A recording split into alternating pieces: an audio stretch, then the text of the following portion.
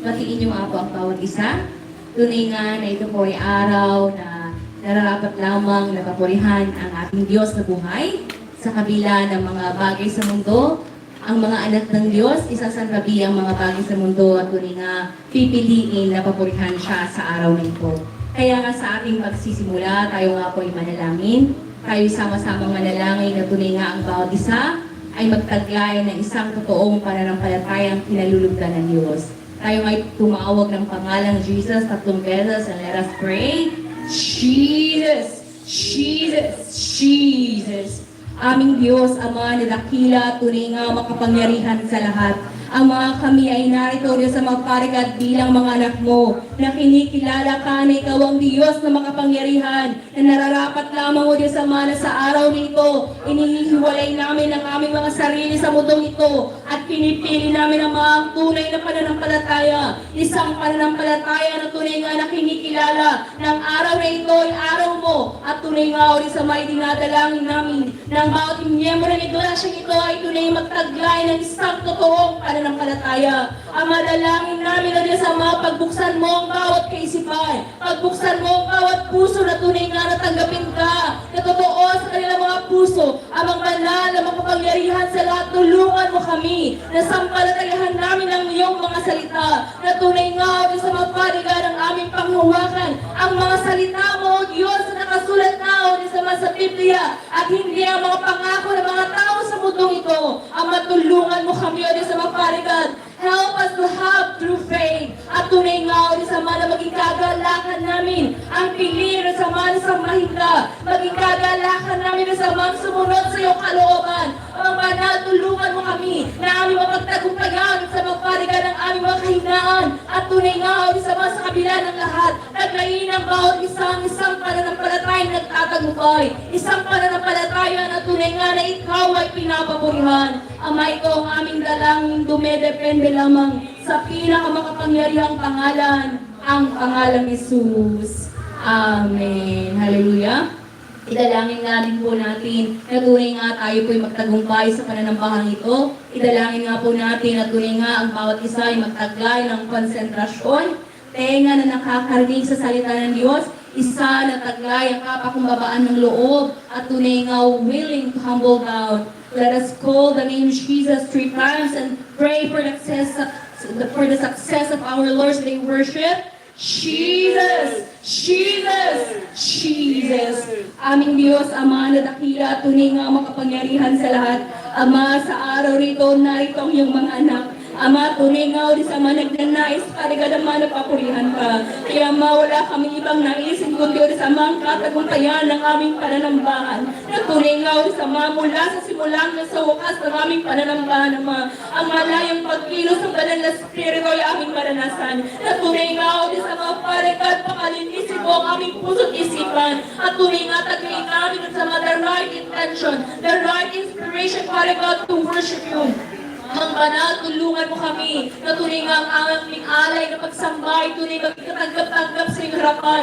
Ang mga bawat isa na kumikilala sa iyong pangalan. Ang mapagpalain mo, Diyos Ama, ang lahat ng mga paaraw, Diyos Ama, na pinili, na dumako sa lugar na ito, na pinili mo, Diyos Ama, upang kami manambahan, maging nga ang aming mga kapatiran. Now, joining us online in Aurora, in the Aurora, in Ortigas, we pray, Father God, have mercy, Diyos Ama, pagtagumpayin mo kami. At tunay nga sa maparigan, we rebuke ano man sa mga gawa ng kaaway to distract our worship. Amay, dinadalangin namin ano mga pagkabagabag, ano man sa mga parigan na agaw-agaw sa aming isipan. Ama, tulungan mo kami na ito'y aming mawagtagumpayan. At sa lahat Ama ng kakasangkapanin mo, bigyan mo ng iba yung kalakasan, bigyan mo ng iba yung inspirasyon, upang tunay nga na ikaw ay patuloy na mapaglikuran. At tunay nga lahat ng pumilit Ama na sambahin ka sa araw nito ay mararanasan pagdiramang dakila mong pag-ibig, ang mararanasan ng kapatawaran at tunay nga sa mapaligan ng iyong kalwalhatian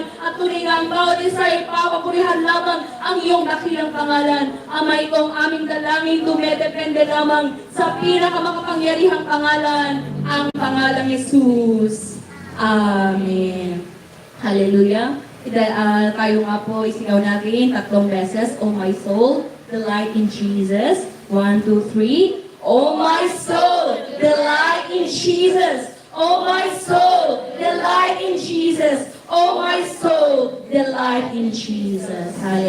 tayo po'y tumayo. At tunay nga na papurihan ang pangalan ng Diyos. Awitin nga po natin ang awit sa pangalan mo.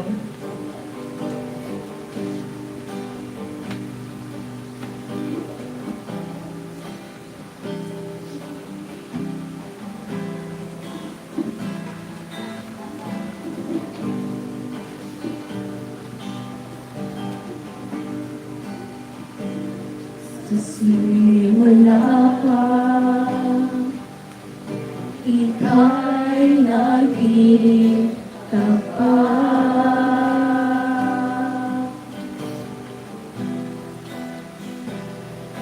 At palaging pag-ibig mo'y sapat.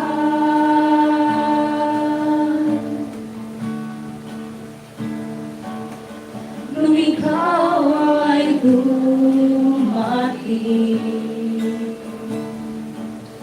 lumiwanag ang dilim. Iyong trono ay iniwan,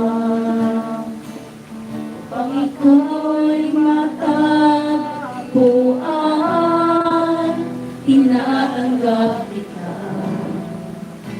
tinatanggap kita.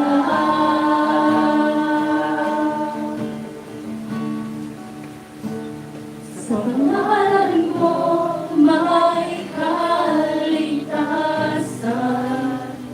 sa pangalan mo may kagalingan, sa pangalan mo may katagumpayan, sa pangalan mo, Jesus, sa pangalan mo, Jesus.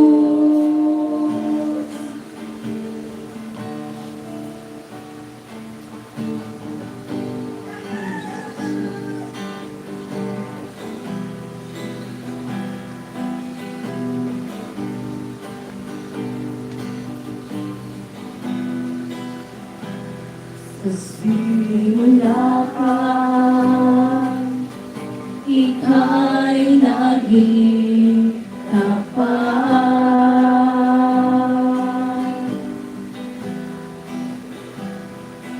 At palaging pag-ibig mo'y sapat.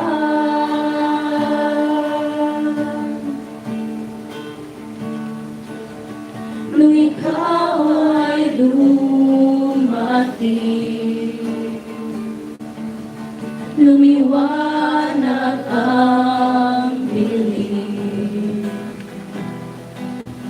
Iyong trono ay iniwan, upang ako'y matagpuan. Tinatanggap kita, tinatanggap kita.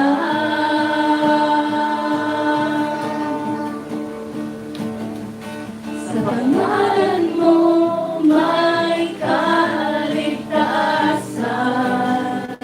sa pangalan mo may kagalingan, sa pangalan mo may katagumpayan, sa pangalan mo, Jesus, sa pangalan mo, Jesus.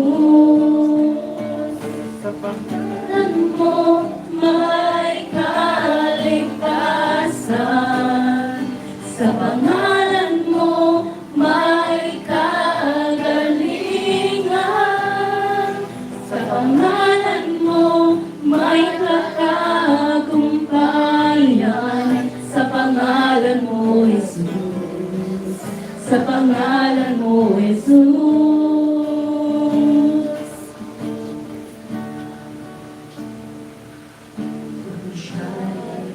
Tatanggapin mo at piliin, di ka na mangangamba. Ikaw ay anak ng Diyos, kung siya'y tatanggapin mo at piliin. di ka na mangangamba. Ikaw ay anak ng Diyos, at siya ay tinanggap ko at pinili. Di ako mangangamba. Ako ay anak ng Diyos, at siya ay tinanggap ko at pinili. Di ako mangangamba. Ako ay anak ng Diyos, at siya ay tinanggap natin at pinili. Di kayo mangangamba. Tayo ay anak ng Diyos, at siya ay tinanggap natin at pinili. Di kayo mangangamba. Tayo ay anak ng Diyos. Pangalan mo may kaligtasan. Sa pangalan mo may kagalingan. Sa pangalan mo may katagumpayan. Sa pangalan mo, Jesus. Sa pangalan mo, Jesus. Sa pangalan mo may kaligtasan.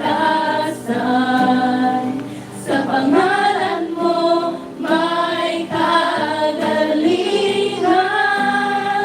Sa pangalan mo may katagumpayan. Sa pangalan mo, Jesus. Sa pangalan mo, Jesus.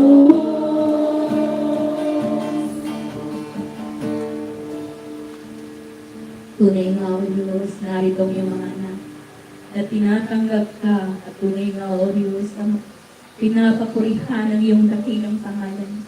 Ama, wala kaming ibang naisin. Na tunay nga, O Diyos, Ama, sa aming pagtitipon-tipon na ito, ang pangalan mo ay maluwalhati. Ama, tanggapin mo ang bawat isa na narito. Kinikilala ka at nagpapakumbaba sa iyo. Tanggapin mo, Diyos, ang pananampahan ito. Ang bawat isa na sumasampalataya sa iyong pangalan. Na sa pangalan ni Jesus, O Diyos, Ama, ay may kaligtasan. Sa pangalan ni Jesus ay may kagalingan at tunay nga katagumpayan. Ang iyong pinagkakaloob. Salamat, Ama. Pinapapurihan ka, tuloy nga pinapasalamatan. Kung aming dalangin, depende lamang sa pinakamakapangyarihang pangalan, ang pangalang Jesus. Amen. Let's pray the Lord's Prayer po sa Tagalog. Ama namin nasa langit, sambahin nawa ang iyong dakila. Matinawa ang iyong kaharian, masunod nawa ang iyong kalooban, dito sa lupa tulad ng sa langit. Bigyan mo kami ng aming pagkain sa araw-araw, at patawarin mo kami sa aming mga kasalanan, tulad ng pagpapatawad namin sa mga nagkakasala sa amin. At huwag mo kaming hayaang matukso, kundi ligtas mo kami sa masama, sapagkat sa iyo ang kaharian, at ang kapangyarihan, at ang kaluwalhatian, magpakailanman. Amen. Hallelujah. Patuloy po tayong kumawit.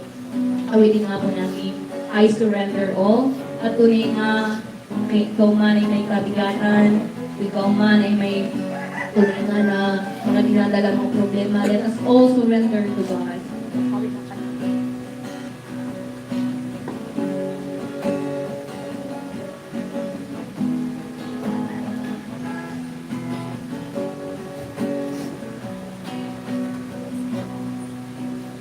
Oh, Jesus, I surrender all to Him. I freely give.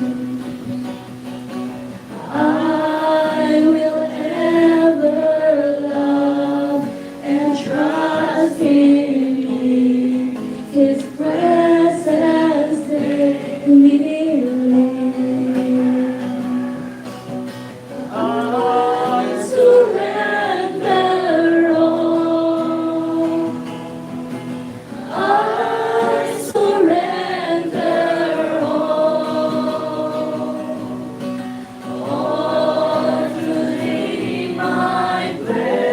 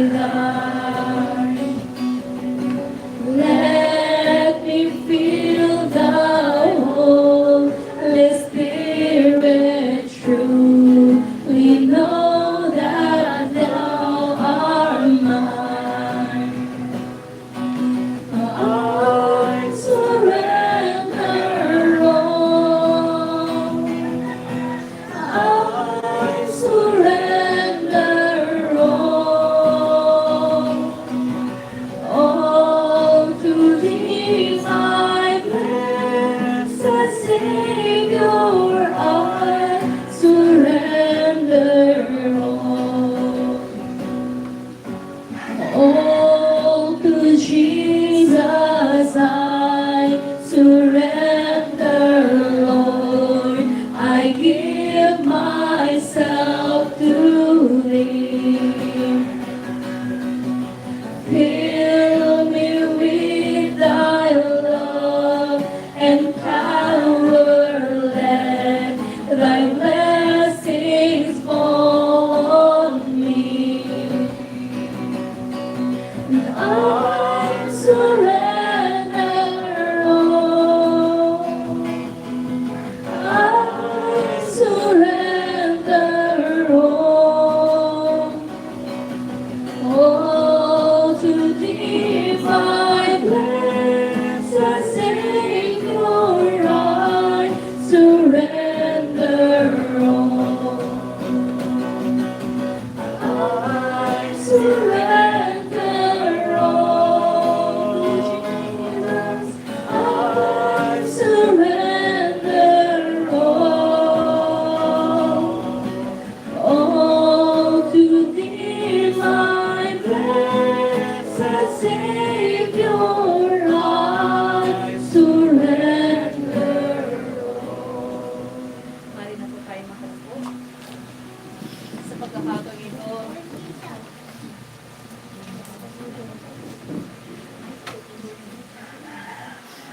tayo nga po'y magsisi sa ating mga kasalanan. Pagsisi nga po natin ang lahat ng mga nagawa natin ng mga bagay na hindi pinalulugdan ng Diyos. Let us call the name Jesus 3 times at tunay nga humingi ng kapatawaran sa ating mga kasalanan. Jesus, Jesus, Jesus. Aming Diyos, Ama na dakila, tunay nga makapangyarihan sa lahat. Ama, narito kami, nakakatipon-tipon at tunay nga na kinikilala na Ikaw ang Diyos na makapangyarihan. Ikaw ang Diyos, Ama, na pinagmumula doon sa mga karigan ng lahat ng bagay. Ama, Diyos na makabagin, narito kami, O Diyos, Ama. Mga anak mo na kinikilala ang aming sarili, na tunay nga na hindi naging makatwiran sa iyong harapan. Ama, sa mga bagay na nagawa namin na sama na kalapastangan na nagsama sa iyong harapan. Mga kaisipan naman na tumataliwas, mga gawain na sa mga paringan naman na paglabag sa iyong kalooban. Ama, patawarin mo kami. Ama, O Diyos, Ama, sa aming mga salita, sa mga salita na lumabas sa aming mga labi na sama na hindi mo kinalulugtan. Ama, ang mga intensyon namin na sa mga paringan na tunay nga na hindi nakapaloob sa iyong kalooban. Ama, patawarin mo kami, O Diyos, Ama. Patawarin mo ako, O Diyos, loobin mo, Ama, na tunay nga na mapatawa ng bawat isa, maranasan ng mga kalayaan, maranasan ng sa mga paringan, Ama, the blood of Jesus. Cleanse us by the blood of Jesus. Ama, patawarin mo kami, O Diyos. Ama, sa aming pagkukulang sa pananampalataya. Ama, sa mga pagkakataon na hindi ka namin na sa mga paringan sinusunod. Ama, tunay nga, O Diyos, iparanas mo sa bawat isa. Ama, ang kapatawaran at tunay nga na kapayapaan pagkat tunay nga na Ikaw ang Diyos na nagpapatawad sa lahat o sa mga na nagpapakumbaba sa iyong harapan. Thank you, Jesus. Thank you for the blood of Jesus.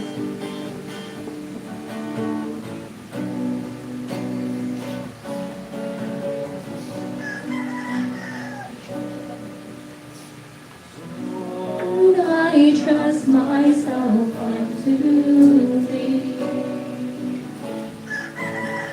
Lord, I trust myself unto Thee. True comfort, You came back to my life.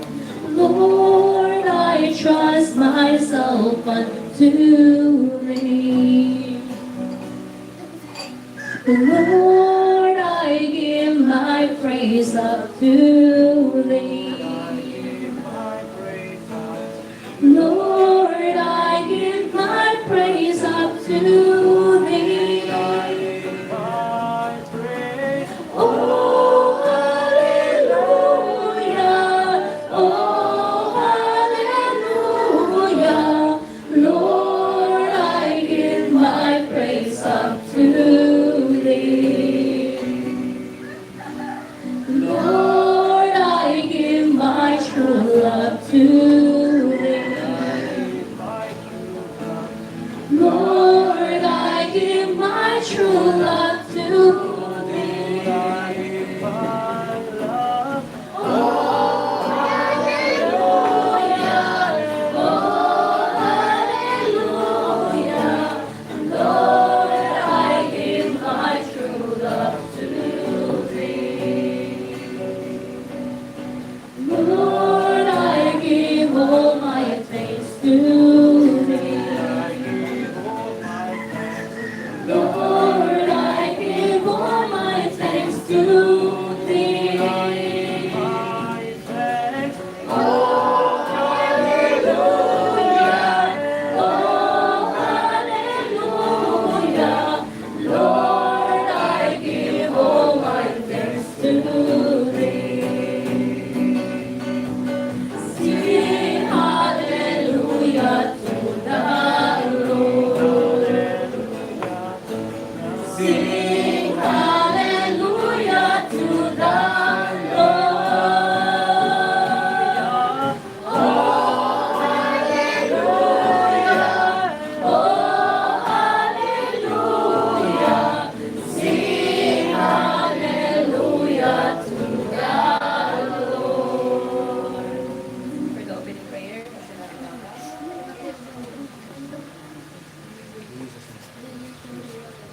Amang banal, narito po kami nagsusumamo sa iyong harapan na humihingi ng gabay at awa ng Diyos. Father God, patawarin mo kami sa aming mga nagawang kasalanan. Gabayan at ingatan mo ang bawat isa sa amin, Father God, in the name of Jesus. At ganoon din po, Father God, tunay nga po, Father God, na idinadalain ko sa iyo na ang bawat isa ang mapakinggan ay may talent sa kanilang puso at isipan at magamit sa pamumuhay sa araw-araw. At ganoon din po, Father God, sa iyong gagamitin. Tunay nga po, Father God, na sa iyong gagamitin ay patnubayan at gabayan ko sa Father God na puro katotohanan lamang ang mabanggit niya at masabi sa aming harapan. In the name of Jesus, in the name. Ito po ang aming samadalang sa pangalan ko. Amen. Ipambasa ko kayo sa akin sa aklat po ng awit 23. Ang Panginoon ang aking pastor, hindi ako magkukulang. Ako'y pinahimlay sa mainam na pastulan. Ay niya ako sa tahimik na babisan. Binibigyan niya ako ng bagong kalakasan at sa ngayon sa pangako na kanyang binitawan. Sa matuwid na landas, silong ako inaakay. Kahit ang takiyo'y umak sa karinlan, hindi ako matatakot sapagkat ikaw ay kaagapay. Ang tungkod mo at pamalong gabay ko at sanggalang. Sa harapan ng likod mo, ikaw ay may handang dulang. Ito yung ginagawa na nakita ng kaaway. Nalulugod ka sa akin na ulo ko'y lamisan. At pati saro ko iyong pinakapaw. Tunay ang pag-ibig mo at ang iyong kabutihan sa akin tataglayin habang buhay. Doon ako sa templo mo. Hallelujah. Sa pagkakakentong ito, makakarinig po tayo ng offertory challenge mula kay Missionary Melissa.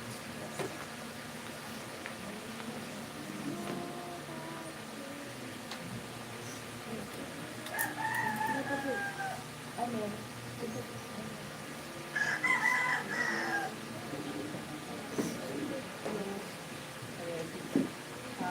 Isang mapagpalang umaga po sa ating lahat.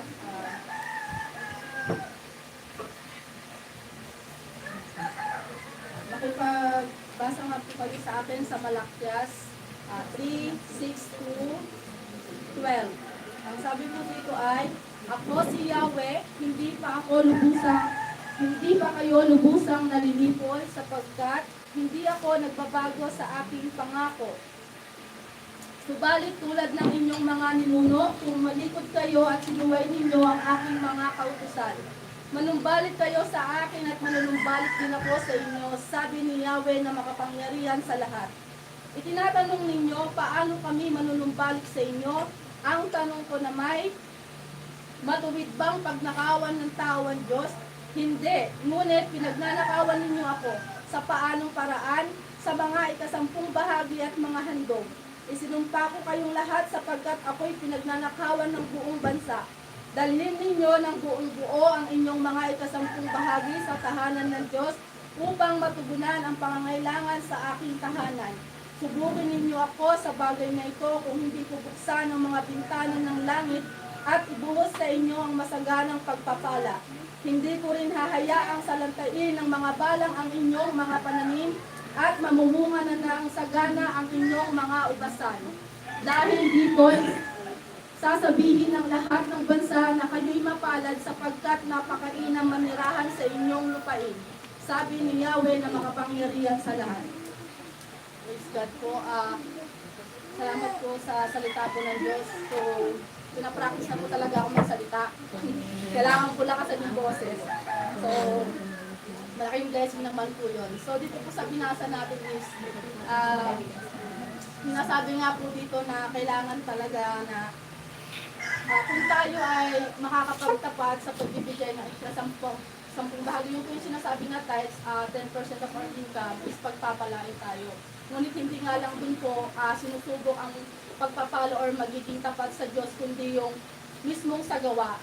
Kasi hindi yung magbibigay lang tayo ng tawag dito ng tithes natin, pero yung sagawa natin mismo hindi naman. So ito yung sinasabi na handa ka bang makipagtiis? Or anong gusto mo, sumpa or yung pagtitiis? So mas maganda na po na nagtitiis tayo pero naglilingkod at nagtatapat po tayo sa Diyos. Kaya naway patuloy po natin ipanalangin ng bawat isa na magkaroon tayo ng kababaang loob at kagalakan na magpatuloy na makipagtiis. Ngunit ang pagtitiis na ito ay pagpapala na naglilingkod ka sa Diyos. Kasi sa totoo lang po talaga, hindi ganun kadali na katulad nga po yung patutuo namin na tawag dito sa araw-araw po, lalo na po sa ganitong mga nagkaroon nga po dito ng gawain is hindi naman po talaga siya ganun kadali. So binigyan po kami ng pagkakataon na makapaghingi po ng biro. So sa mga gawain po talaga ng Diyos, kung ipag-pray mo po siya is bibigyan ka po talaga ng kagalakan, bibigyan ka po ng pabor. Kaya patuloy po natin ipanalangin na magbigay, kapag tagumpayan po natin, may bigay po ang para sa Diyos, para po sa mga gawain niya. At ganoon din po sa atin po, na mga lingkod ng Diyos, na mga anak ng Diyos, na patuloy na makipagtiis, patuloy na naisin na magkaroon tayo ng pananampalataya na kanyang kinalulugdan at sa mga gawain ay kasi blessing po talaga ang paglingkuran ng Diyos. Yun lamang po. Maraming salamat po. Special number po sa mga bata.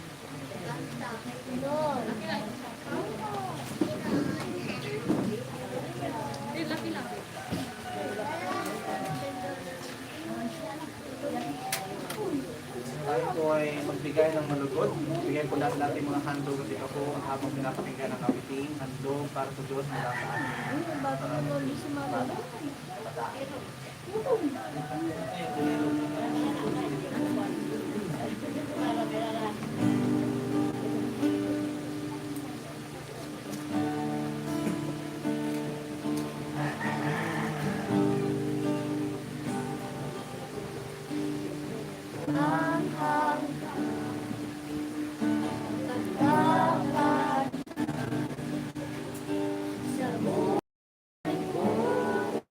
Lagi mo lang narito dahil sa biyaya mo habang buhay magpupuri sa'yo. Tingin ka sa awit, itataas ang aming tinig, itataas sa buhay ko.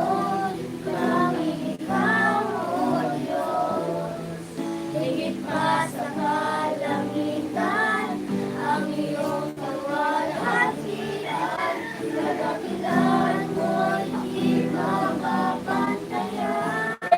Wala pa yung mga mga future speakers.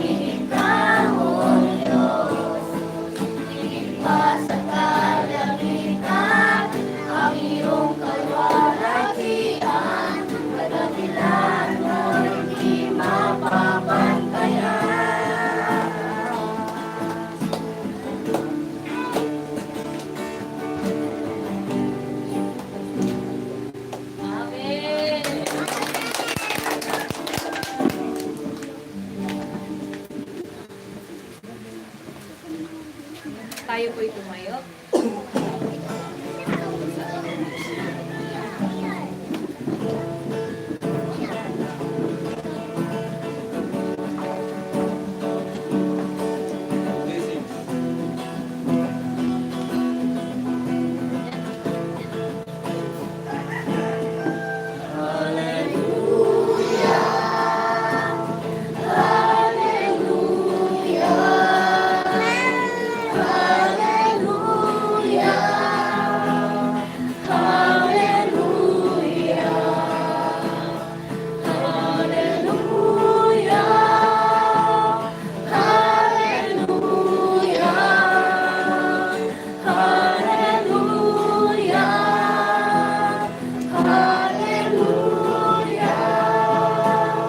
Filled with the Spirit, filled with the Spirit, filled with the Spirit, filled with the Spirit, filled with the Spirit, filled with the Spirit, filled with the Spirit, filled with the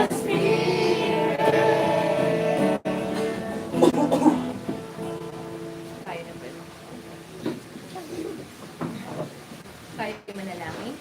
Amang banal na dakila sa lahat, Ama, narito Diyos Ama, ang mga handog at mga ikapunang yung mga anak, Ama, tunay nga o Diyos, ayon nga na sa nasusulat, na tunay nga na pangako mo, na sa lahat ng nagtatapat, Ama, nakasulat na nabubuksan mong durungawan ng langit ng pagpapala. Iingatan mo lahat ng pananim, maging nga ang aming mga kalusugan, amang banal, tunay nga o di sa maayon sa iyong pangako, ibuhos mo na wow di sa mga iyong pagpapala sa lahat o di sa mga parigan ng nagtatapat sa iyo, at tunay nga o di sa mga parigan patuloy nga na kumikilala na sa pagsunod nito ay tunay nga, Ama, ikaw ang aming iniibig, kaya mapatuloy din namin dalangin o di sa mga ng mga nalikom na ito ay tunay nga o di sa mga maitala at tunay nga o di sa mga magamit, alang-alang, Ama, sa ikalalawak ng iyong gawain, alang-alang o di sa mga napatuloy parigan, Ama, mas marami pang mga kaluluwa, mas marami pa o sa mga parigan na makakarinig ng katotohanan sa Israel. We pray, parigan, Ama, bless us abundantly at tunay nga give us always the heart, parigan, that is joyfully o di sa mga na tunay nga may kagalakan o sa mga sa pagbibigay. Ama, itong aming dalangin sa pinakamakapangyarihang pangalan, ang pangalang Jesus. Amen. Hallelujah. Bago po tayo mag-joyful song, meron po kasing nagre-request dahil hindi na niya makontain ang lahat ng kanyang patutok. Ang kanyang kagalakan kaya bibigyan natin. Ng pagkakataon. 5 minuto lang na magpapatotoo. Baka kasi sabi ko, baka ikaw na yung mag-preach. Ubusin mo na 1 oras ko. Okay, so tinatawag po natin si Sister Emily dahil nga mabibigyan din kayo ng pagkakataon soon, pero isa-isa lang muna. Okay, na magpatotoo sa kanyang karanasan sa pangalang Jesus. Amen.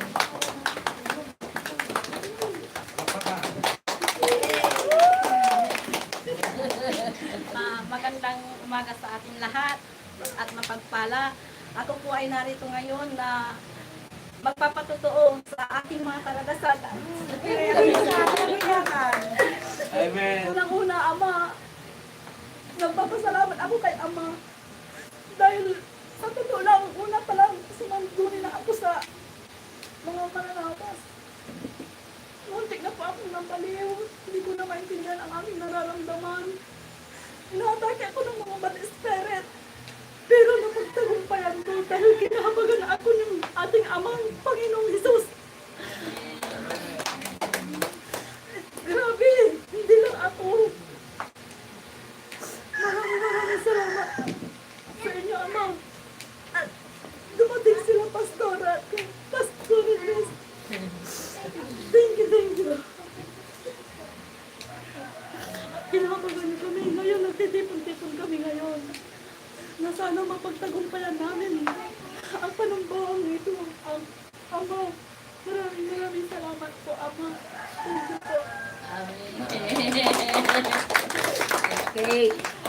ipanalangin nga po natin ang nagpatotoo pagkatunay na hindi po ay kinakagalak ng kaaway na nagtatagumpay tayo. At ipapanalangin din natin ang lahat ng ito na tunay nga patuloy na hindi lang siya. Alam ko, lahat may patotoo.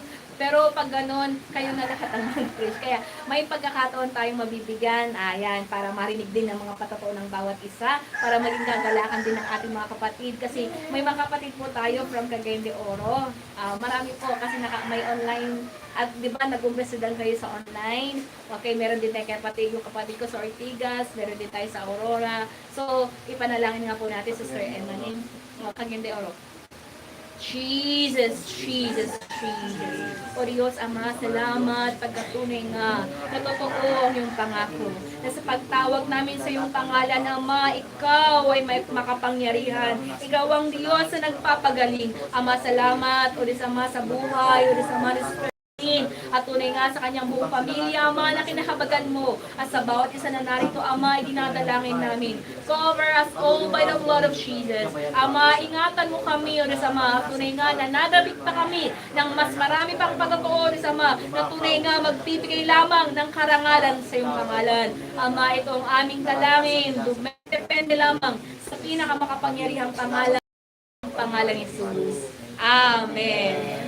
Malakas naman ang boses ko. Tayo po'y mag-awitan. Mahal na mahal kita, Panginoon. Magkamayan na po ang bawat isa.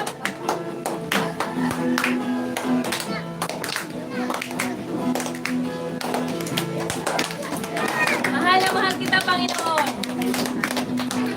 Mahal na mahal kita, Panginoon. Mahal na mahal kita, Panginoon. Kailan may di kita'y pagpapalit, pagkat sa piling mo'y langit. Mahal na mahal kita, Panginoon. Habang buhay, pagpupurihan ka. Habang buhay, maglilingkod sa'yo. Habang buhay, pupuri ko sa'yo. Iaalala. Mahal na mahal kita, Panginoon. Mahal na mahal kita, Panginoon. Kailan ay di kita'y pagpapalit, pagkat sa piling mo'y langit. Mahal na mahal kita, Panginoon. Habang buhay, pagpupurihan ka.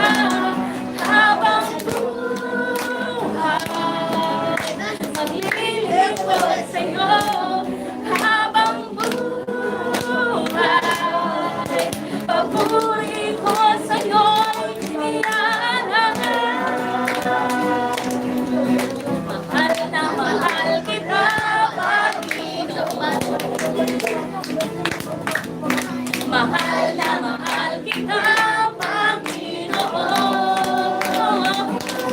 Kailan may di kita'y pagpapalit, pagkat sa piling mo'y langit. Mahal na mahal kita, Panginoon. Mahal na mahal kita, Panginoon. Diyos, mari lang po tayo makaupo. At tunay nga, sabayan niyo po kami na umawit sa awiting ito as our anthem. Na tunay nga na ang nais po ng Diyos, ang bawat isa ay makapanatili. Na ngayon na tinatanggap natin ang Diyos, tunay nga the challenge is ang pananatili po. Kaya tayo po ay let us settle down. Ihanda po ang ating puso isipan para po sa pakikinig ng salita ng Diyos habang po inaawit ang hanggang sa pagbabalik ng ating Diyos.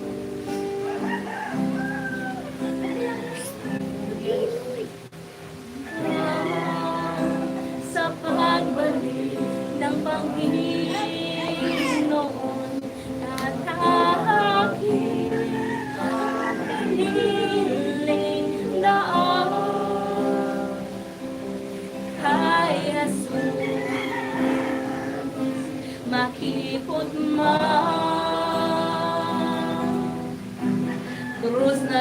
kay aking ipapasa. At sa dulo ng aking daan, makikita ang aking Ama. Banal na Diyos, dakilang Diyos, tinanggap ako upang makita ka. Hanggang sa pagbalik ng ating Diyos, mananatili sa aking pagtakbo. Matapad man ako nitong mundo, nakatayo, nagpupuri sa'yo.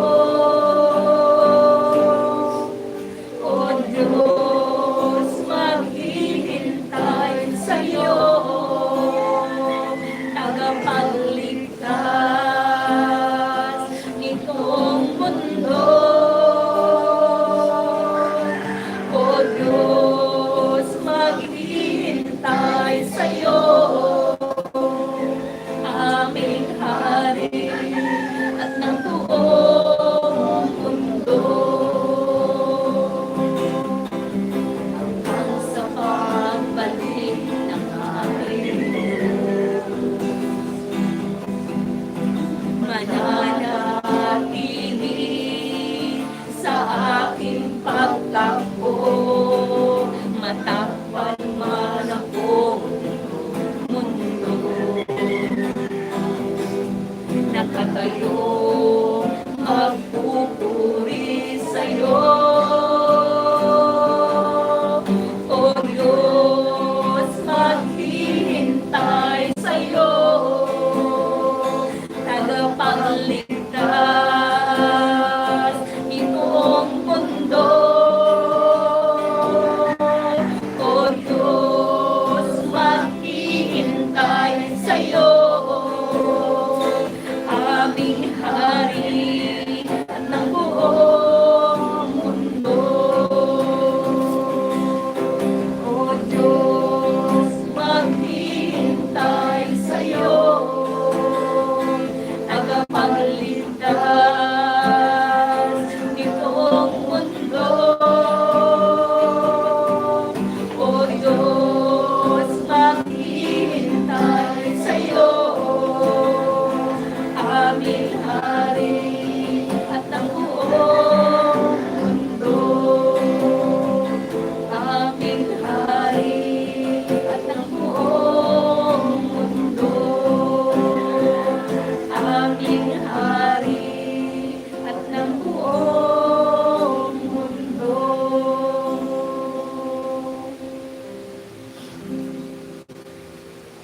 Hallelujah, dadako na po tayo sa pinakamataas na oras ng ating pananambahan. Makipagbukas po kayo sa aklat po ng Mateo, chapter 24, verse 4 to 14.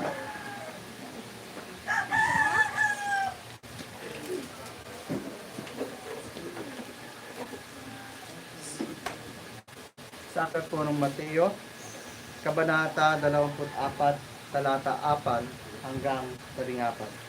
Tayo nga po ay lahat ay tumayo bilang paggalang sa salita ng Diyos.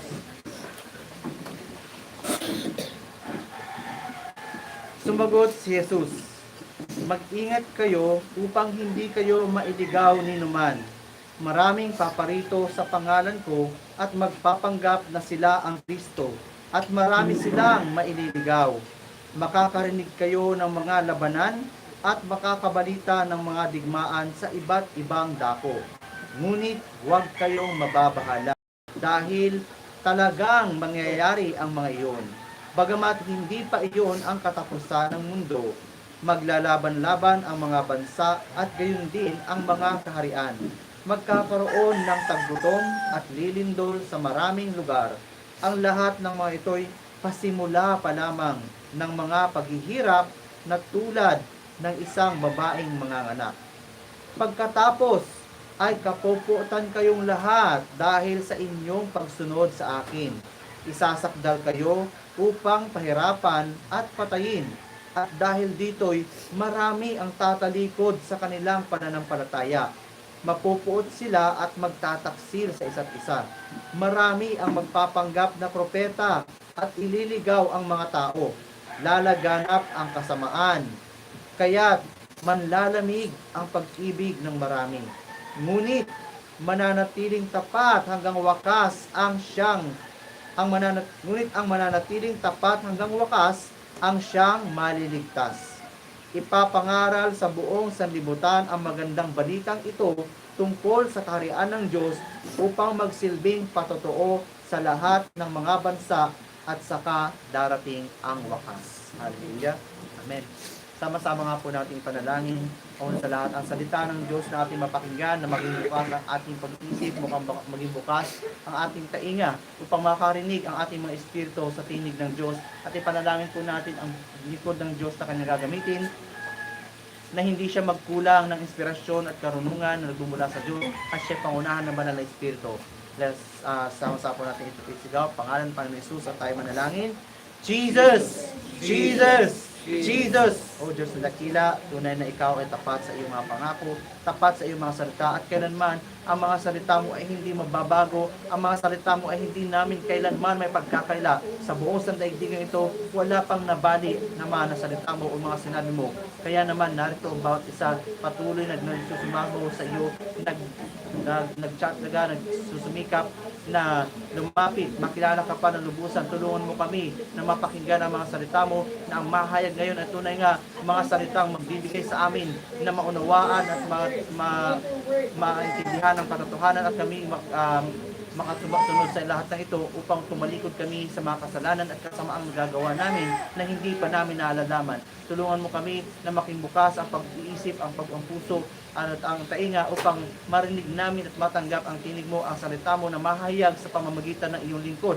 At dalangin namin ang iyong lingkod na gagamitin sa pagkakataon ito na hindi nga po siya magkulang ng inspirasyon, ay hindi siya magkulang ng kaalaman at karunungan na nagbumula sa iyo. Ipagkaloob sa kanya ang iyong salita, ang iyong habag at kalakasan, at ang mga salita mo na siyang mahayag upang bawat isang narito ng pagpala sa pagsunod sa mga ito. At ganoon din ipagkaloob mong kalakasan sa kanya na hanggang matapos ang gawain ito ay manatili ang kagalakan sa kanya.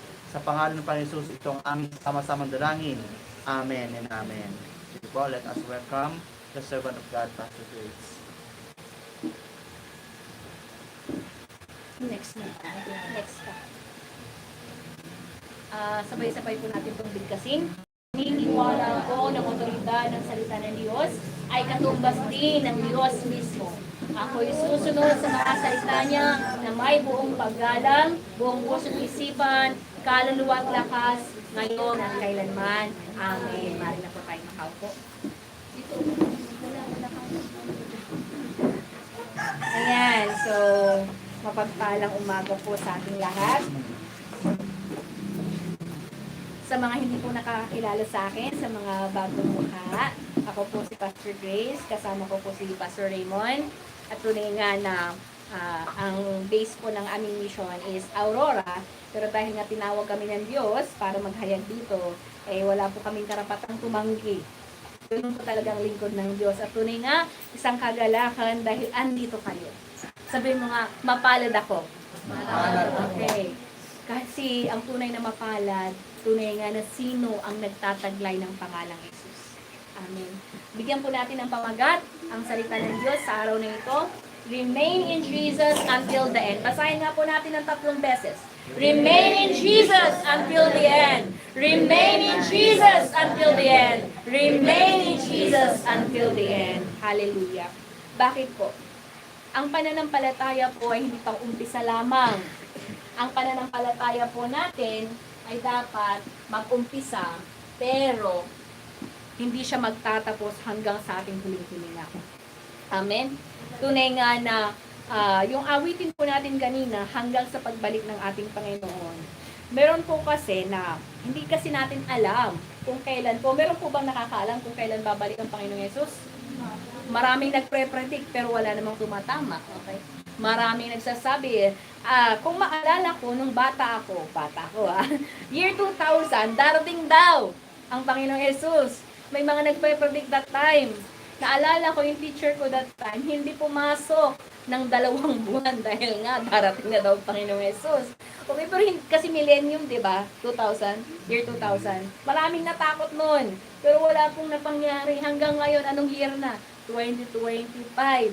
Okay. So, tunay nga na wala pong nakakaalam. 2026 na pala. Nasta ka pa ng 2025. Walang nakakaalam kung kailan, okay, ang pagbabalik ng ating Panginoon. Kaya nga, pwede rin naman may mga nangyayari po na pwedeng mauna, okay, na mamamahinga bago dumating ang Panginoon Jesus. Kaya nga, until the end, hanggang sa ating last breath, sa ating huling hininga, the encouragement for us is tunay nga na makapanatili. Okay. Okay. So, tunay nga na ituturo natin sa salita ng Diyos sa umagang ito, paano bang isa ang makakapanatili. Sa mag-asawa, maraming naghihiwalay, tama? Pero naalala nyo sa mga kinakasal, ha? Di ba may sumpaan? Ano yung sumpaan nga, Pastor Raymond? Till death do us part. Ang mga paghihiwalay, sa pinagsama ng Diyos, walang makapaghiwalay dapat na tao. Only death. Oh. So yung mga binata dyan, tandaan, pag mag-aasawa, okay, hindi mag-iisip na dapat 5.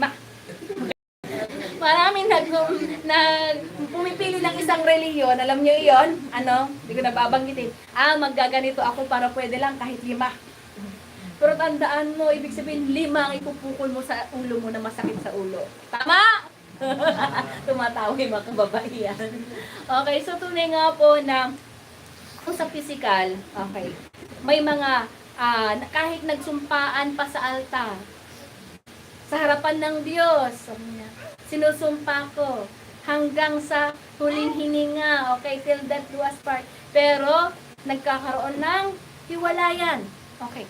Mayroon pang isa, may mga kwento, okay, may kwento yung pastor namin, naghiwalay, kasi unang gabi pa lang ng pag-aasawa nila, bakit ba yung tinatapit? Kasi parable po kasi yun ang pakikipagtipan natin sa ating Panginoong Diyos. Ang pinag-awayan lang po yung toothpaste. Yung isa gusto niya dapat mula sa dulo pa ganon. Yung isa naman basta ganon. Okay. May mga personal differences at dahil doon, naghiwalay sila agad. Okay. Pero kung babalikan mo, yung talagang sinumpaan, nung nagsumpaan kayo, Brother Arnel at Sister Emily, meron bang in-exclude doon? Kailangan talaga basahin mo, Okay. Sa hirap at yung iba, pag naghirap, iniwan na. Okay. Tama? Ibig sabihin, parable po ito ng ating pakikipag-isa sa ating Panginoong Jesus. Mayroon kasing iba na ang isipan, pag nag-Kristiyano ako, pag nag-pray ako, masasagot agad. Pag hindi nasagot yung prayer mo, kasi hindi tama yung panalangin mo, hindi tama yung intention mo. Paano pag pinanalangin mo, gusto ko ng 10 milyon para makakapag-tour around the world ako. Buti sana kung ang rason mo ay magmi-mission ka, pero gusto mo lang parang ipopost ko sa Facebook lahat ng umalipusta sa akin. Huyo kayo sa akin. Kung gano'n yung intention mo, paano ka nga kalulugdan ng Diyos? So, ibig sabihin, babalik po tayo, what is your intention in prayer? Hallelujah. Kanina habang joyful ka, Mayan, hindi naman joyful kasi nag-iiyakan. Ngayon naman, tumatawa na kayo. Okay. Pero alam natin, that is tears of joy. Tama po ba? Kasi nga, iba talaga yung pakiramdam na kinahabagan ako ng Diyos. Pinatawad ako ng Diyos. Kahit nga sa 2 tao na nagkagalit, yung magkapatawaran kayo, alam mo yung parang natanggal talaga yung bigat sa loob. Tama po?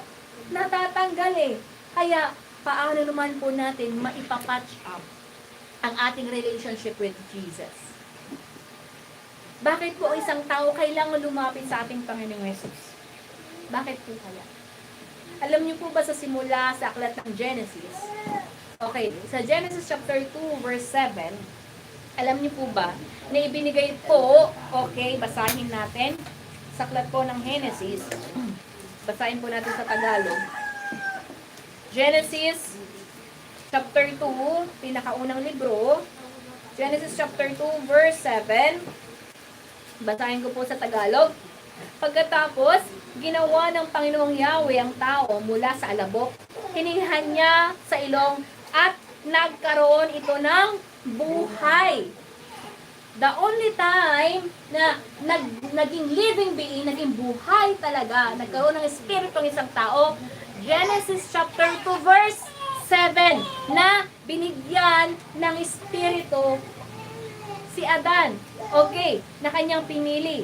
Kaya nga sa English version, sa NIV, he became a living being. Okay. At sa pagiging living being na iyon, buhay na nilalang, paano naman na naputol ang kanilang relasyon sa Diyos? Alam niyo ba ang ginawa ni Adan? Sige nga, sino makapagsabi? Anong kasalanan ni Adan? Kinain niya yung puno. Ay, kala ko sasabihin ni Nicole, mansanas. Okay, kasi mali. Pag binasa po natin ang Biblia, wala pong nakasulat ng mansanas. Bunga ng punong kahoy. Okay, bunga ng pagkaalam sa mabuti at masama. Ah, very good. Attentive itong batang ito. Inaantay kong magkamali. Hindi naman. Okay, so tunay nga na hindi po mansanas yung kinain. Wala pong sinabing mansanas. Makasalanan tuloy yung mansanas. Okay. Pero alam na, nakasusulat po na ang kinain niya, the fruit of the knowledge of good and evil. Pagkaalam sa mabuti at masama. Ang sabi po kasi ng Diyos sa Genesis chapter 2 verse 18, punta tayo sa 18. Sige, 15. Inilagay ng Panginoong Yahweh ang tao sa halamanan ng Eden upang ito'y pagyamanin at pangalagaan. 16. Sinabi niya sa tao, makakain mo ang alinmang bungang kahoy sa halamanan, maliban sa bunga ng punong kahoy na nagbibigay ng kaalaman tungkol sa mabuti at masama. Huwag na huwag mong kakainin ang bungang iyon sapagkat sa araw na kainin mo iyon, mamamatay ka. Nung pagkakain po ba ni Adan, okay, namatay po ba siya? Literal. Hindi mo naman ako inantay na Danielta. Okay. Okay, namatay, pero hindi po ang kanyang physical ang namatay. Ang namatay po yung espiritu niya. Kasi nga, doon natin maintindihan bakit ko ba paulit-ulit na ine-expect ito. Kasi ito yung simula na bakit pa ang tao nahiwalay ang relasyon sa Diyos dahil nga sa kasalanan. Okay. Kung simpleng kasalanan sana ito, dapat sapat na yung mga dugo ng hayop. Alam niyo po ba noon, hindi sila pwedeng pumunta sa tabernakulo o sa templo na wala silang daladalang mga hayop. Kasi kakatayin iyon, yung dugo, iaalay kasi it resembles ang banal na dugo. Pero parabola pala iyon, okay, ng banal na dugo ng ating Panginoon Jesus na siya talaga, na siyang napaglinis sa atin. Kasi isipin mo kapatid, kung sapat na ang dugo ng hayop, bakit kailangan pang mag-alay ang ating Jesus?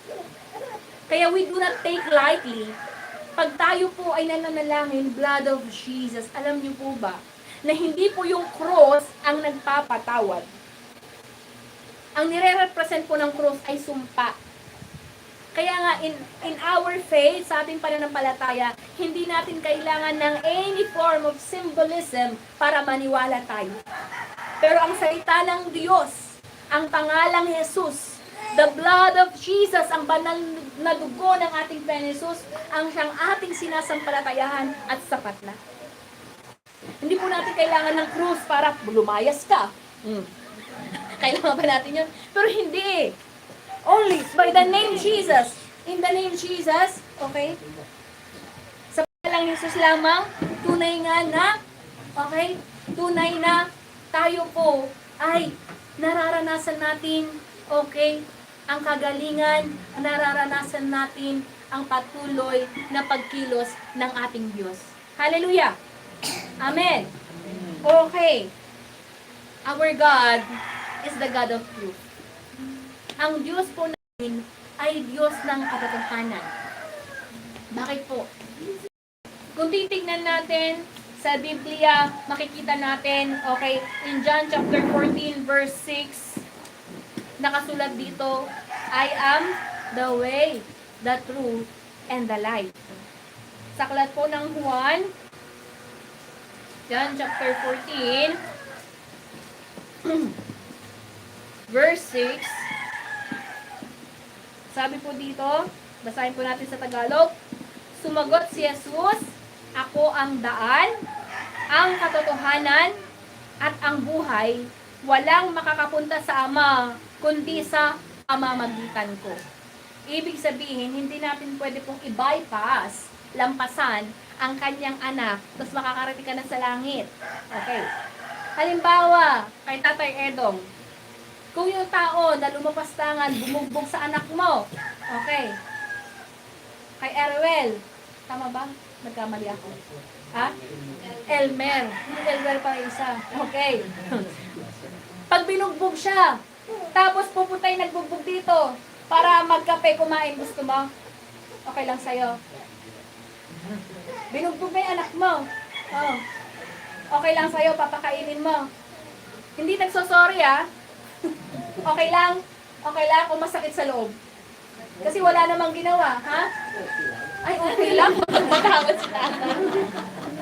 Mali yung ginawa, tinawag kong tao. Okay. Kasi hindi na lang siya tatawagin natin. Mapagpatawad naman kasi siya. Okay. Kasi nga, halimbawa, okay, ang isang ama, yung anak, ang ama, okay, ang ama, ipinadala niya ang kanyang anak para nga, okay, isa sa dahilan, okay, ipapamana ng ama ang lahat para sa anak. Sa Colossians chapter 1 verse 16, nalikha ang lahat para sa kanya, sa pamamagitan niya. Ibig sabihin, ang lahat po ng nalikha ay para sa Diyos. Ang langit at ang lupa. Okay, ibig sabihin, ang lahat ay para sa Diyos. Pero ang anak, alam niyo po ba ang gusto niya? Magpakumbaba. Gusto ng anak, bigyan ng karangalan ang ama. Kaya nagpakumbaba siya. Ngayon, dahil naging kasangkapan po ang tao. Paano naging kasangkapan ng tao? Dahil nga, nagkatawang tao ang ating Panginoon Yesus. At dahil nagkatawang tao ang ating Panginoon Yesus, He take the form. Kinuha niya. Kaya ngayong laman natin ito, naging laman din ng ating Panginoon Yesus. Pero, hindi po nabawasan ng kanyang pagka-Diyos. He is still remain God. Kaya nga hindi siya pwede naging 50% God nung nagkatawang tao siya, no? 50% God, 50% na tao, edi demigod na siya noon. Hindi po. He remained as the Son of God and He remained, naging Son of Man siya, anak ng tao nung siya kinuha niya the form of the flesh.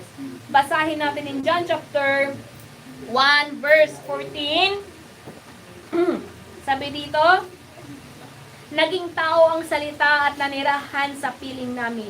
Nakita namin ang kaluwalhatiang tunay na kanya bilang kaisa-isang anak ng Ama. Siya ay puspos ng kagandahang loob at ng katotohanan. Okay. Nagkatawang tao. Okay. Siya ay puspos ng naging tao ang salita. Kasi mali ang salita na ito, kung babasahin na natin sa John chapter 1 verse 1, nang pasimula ay naroon na ang salita, at ang salita ay kasama ng Diyos, at ang salita ay Diyos. Yung malaking salita po na iyon, alam niyo po bang pinapatungkulan? Walang iba, kundi ang Panginoong Yesus, ang anak ng Diyos. In John chapter 1 verse 14, naging tao. Okay. Pero hindi ibig sabihin nun, na wala na sa kanya yung kanyang pagka-Diyos. Paano po napapatunayan na siya ay Diyos? Sino ba ang namatay na nabuhay muli? Okay. Kung tao siya, bakit pa siya naging tao? Okay. Kasi nga, parang ibaba niya ang kanyang sarili. Hindi kasi pwede, pantay-pantay kasi ang Ama, ang Anak, at ang Banal na Espiritu. Tandaan natin, sinasampalatayahan po natin na ang Diyos ay iisa sa tatlong persona, triune God, ang Ama, ang Anak, at ang Banal na Espiritu. Okay. Pero, paano sila na pag-iisa? One point, okay, is sa kalooban. Okay. Ang kalooban kasi ng Ama, gusto niya ibigay ang lahat. Ang kalooban naman ng Anak, sige, susundin niya ang Ama, at tunay nga bibigyan ng karangalan ng Ama. Okay? At dahil sa pagpapakumbaba niya na iyon, pwede niyo pong assignment sa Filipos chapter 2, 5-11, dahil sa kanyang pagpapakumbaba, ibinigay sa kanya, hindi na pala assignment, basahin na natin. Okay. Sa Filipos chapter 2, makipagbukas po kayo sa akin, 5-11, naway magkaroon kayo ng kaisipan na tulad ng kay Kristo Jesus, kahit taglay niya ang kalikasan ng Diyos, pakinggan niyo po na kahit taglay niya ang kalikasan ng Diyos, hindi niya ipinagpilitang manatiling kapantay ng Diyos, sa halip, kusa niyang binitawan ang pagiging kapantay ng Diyos at namuhay na isang alipin. Ipinanganak siya bilang tao at nang siya'y maging tao, nagpakumbaba siya at naging masunurin hanggang kamatayan. Maging ito man ay kamatayan sa krus. Tingnan niyo po sa verse 9. Dahil dito, siya'y lubusang itinaas ng Diyos at binigyan ng pangalang higit sa lahat ng pangalan. Sa gayon, sa pangalan ni Jesus, ay luluhod, magpupuri ang lahat ng nasa langit, nasa lupa, at nasa ilalim ng lupa. At ang lahat ay magpapahayag na si Jesucristo ay Panginoon sa ikakaluwalhati ng Diyos Ama. Hallelujah. Nasaan po tayo? Nasa langit na ba tayo? Okay, nasa lupa. Kasama po tayo dito na kahit nasa lupa tayo, karapat dapat lamang na ibigay natin ang papuri sa Kanya. Dahil nga ito po ang kalooban ng Diyos. Tanong, tama po ba ang mga tao ngayon gustong-gusto na sila ay maparangalan? Sinong gusto ditong maging sikat? Wala. Mahihain ata kasi ang lahi mo ko na Tatay Edo. Okay. Okay, meron yung katabi mo. Okay. Hallelujah. Pero kung titignan nyo, pagbukas pa lang sa social media, gusto ng lahat sumikat ngayon. Lahat nagiging vlogger. Okay. Kasi nga, pag naging vlogger ka, okay. Yayaman ka pag pinanood nila ng pinanood. Ang nakakalungkot lang, kahit mga extreme na kalokohan na ginagawa para lang mapanood. May mga kumakain ng bubog, kung ano-ano na. Okay, ano yun, si Boy Tapang? Oo, kala mo kung ano-anong ginagawa, pero tama po ba mga ganon? To the extreme, para lang mapanood ka, para lang sumikat ka. Pero hindi po dapat iyon ang ating naising. Given naman kung sumikat ka, okay, maganda kung naipaparangal mo pa rin sa ating Diyos. Tama? Hindi po natin yung pinipigilan. As long as hindi mo binibigyan ng kahihiyan ang pangalan ni Jesus. Amen? Ngayon, ang nais naman po ng Diyos sa atin na ipaalala, siya na ang nararapat na dapat nating papurihan. Pagkat siya ang katotohanan. He is the God of truth. Bakit? Meron din po na ama ng kasinungalingan. Dalawa po ang pwede nating maging ama. Mamili na tayo ngayon. Okay. Ang ama ng katotohanan o ang ama ng kasinungalingan? Saan kayo kakampi? Sigurado kayo? Okay. So, John chapter 8, verse 44. Alam niyo po ba na ang dyablo, sa simula pa, siya na hindi naging tapat? Kung ang Diyos natin, sa simula yung awitin natin kanina, sa simula pa, ikaw na itapat. Ang dyablo sa simula pa, sinungaling na. John chapter 8, verse 44. Basahin natin, ano po? Okay, John chapter 8, verse 44.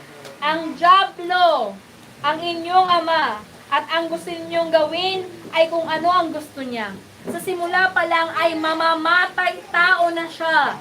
Hindi siya pumanig sa katotohanan kailanman sapagkat walang puwang sa kanyang katotohanan. Kapag nagsasalita siya ng kasinungalingan, nagsasalita siya ng ayon sa kanyang kalikasan sapagkat siya ay sinungaling at siya ang ama ng kasinungalingan. Kaya kapatid, Alam niyo po ba, ang habag ng Diyos na ipinapaliwanag na niya sa atin ngayon ang katotohanan? Ang hirap pala na sa buong buhay mo, kasinungalingan yung pinapaniwalaan niyo. Maraming kailangan maituwid sa atin at tunay nga walang ibang makakapagtuwid sa atin kundi sa pamamagitan po ng salita niya. Kami po ipinadala dito para ituro sa inyo ang katotohanan. Ihayag. Pero hindi po namin kayo pinipilit. Tututukan ba naman kayo ng baril? Ikaw, pag hindi ka talaga sumunod, makakakuha ka. Ganun po ba? Hindi po. Pero, do or die. Pero hindi tayo ganun. Ang utos po sa amin, okay, ano bang utos sa mga lingkod ng Diyos? Humayo kayo. Okay. Hindi magpakarami. Okay. Tama naman magpakarami sa pananampalataya. Pero humayo kayo, basahin natin, Matthew 28. Ano ba ang utos niya? The Great Commission na dapat tanggapin ng lahat. Matthew 28 verse 19.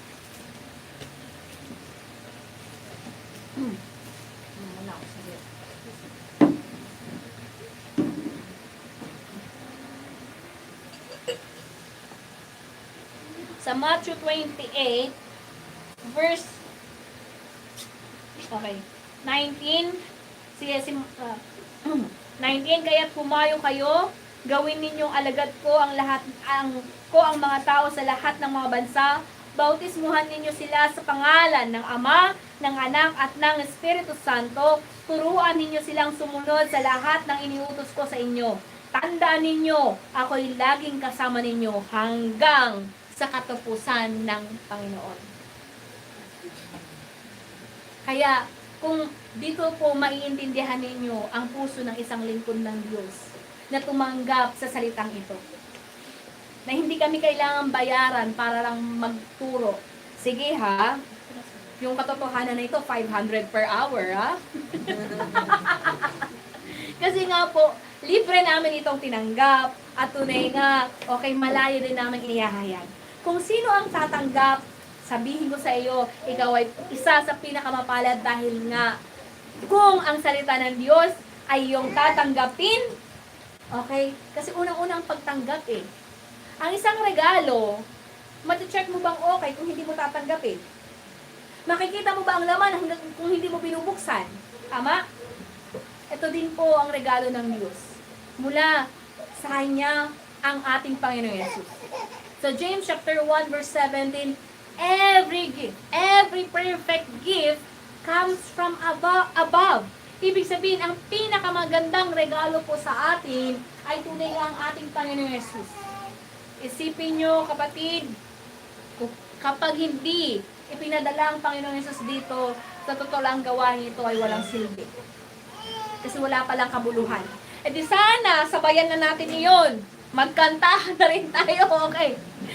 Magsaya-saya na tayo. Kasi nga, kung ang buhay lang natin, ang isipan natin, okay, papanganak ka, mag-aaral ka, mabubuhay ka, magtatrabaho ka, okay, magkakapamilya ka, after mamamatay ka, kung hanggang dun na lang yung limitasyon ng ating kaisipan, at hindi mabubuksan ang ating kaisipan sa spiritual na mundo, hindi mo talaga mapapahalagahan ang salita ng Diyos. Wala talagang halaga. Pero kaya nga po, ipinapadala ang lingkod ng Diyos. Alam niyo po ba, baka tawagin niyo na kami lahat sa bahay ninyo. Makipagbukas kayo sa aklat po ng Roma, chapter 10. Okay, simulan po natin sa verse 5. Ganito ang sinulat ni Moises tungkol sa pagiging matuwid batay sa kautusan. Ang tumutupad sa kautusan ay mabubuhay ayon dito. Verse 6, ngunit ganito naman ang sinasabi tungkol sa pagiging matuwid batay sa pananampalataya. Huwag mong sabihin sa iyong sarili, sino ang aakyat sa langit upang pababain si Kristo? Huwag mo rin sasabihin, sino ang bababa sa kailaliman upang muling buhayin si Kristo? Sapagkat ganito ang sinasabing, malapit sa iyo ang mensahe, nasa iyong bibig at nasa iyong puso. Ang tinutukoy dito ay ang salitang ipinapangaral namin tungkol sa pananampalataya. Napakalapit na po sa inyo ang salita ng Diyos. Okay. Verse 9, kung ipinapahayag ng iyong bibig na si Jesus ay Panginoon at buong puso kang sumasampalataya na siya'y muling binuhay ng Diyos, maliligtas ka. Ano po ang sikreto sa kaligtasan? Paniwalaan ang nagawa ng ating Panginoong Jesus.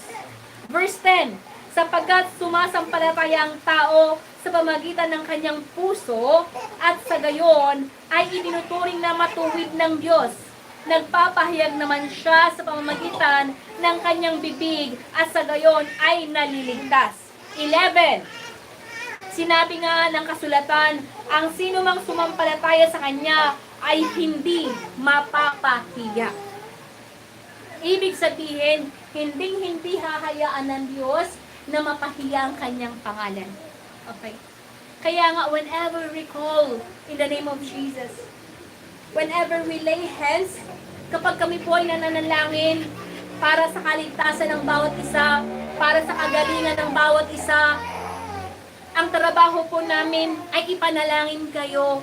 Pero kung sino yung nagpapagaling, hindi po kami yun. Kasi hindi namin iyon trabaho.